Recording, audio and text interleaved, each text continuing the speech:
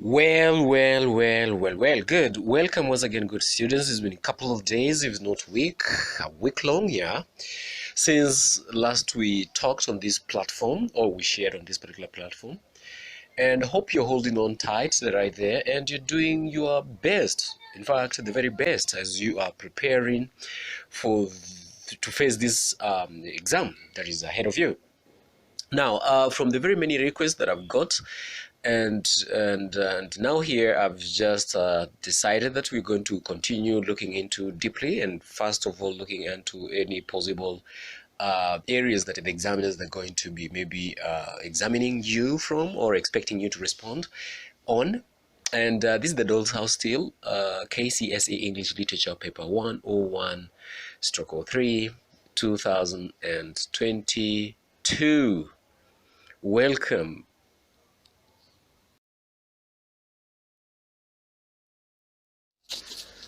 So the constrictive nature of gender roles.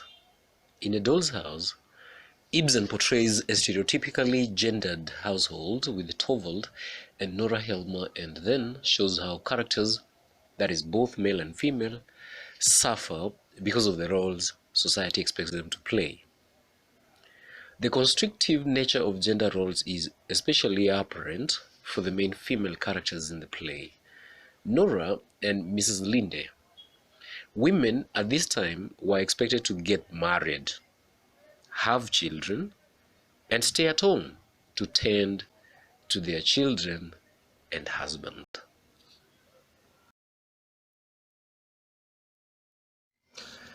When a woman had a job and earned money, like Nora, copying lines in secret, it was like being a man.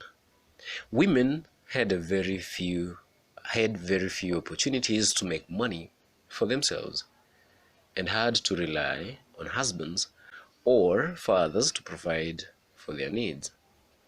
Without a father or older brothers, Mrs. Linde sought a rich husband, leaving behind the man that she truly loved in order to be financially secure. But even this plan was risky because she had no way of knowing his true financial situation. When Nora asked whether the man Mrs. Linde married was rich at the time, Mrs. Linde can only say that she believed he was.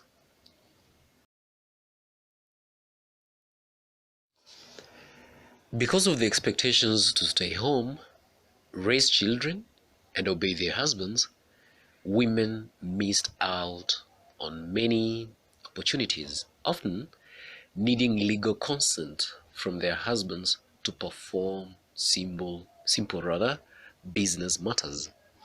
By the end of the play, Nora recognizes the destructive nature of these gender roles, telling Torvald that he and her father, by enforcing societal expectations on her, are the reasons that she has made nothing of, into quotes, her life.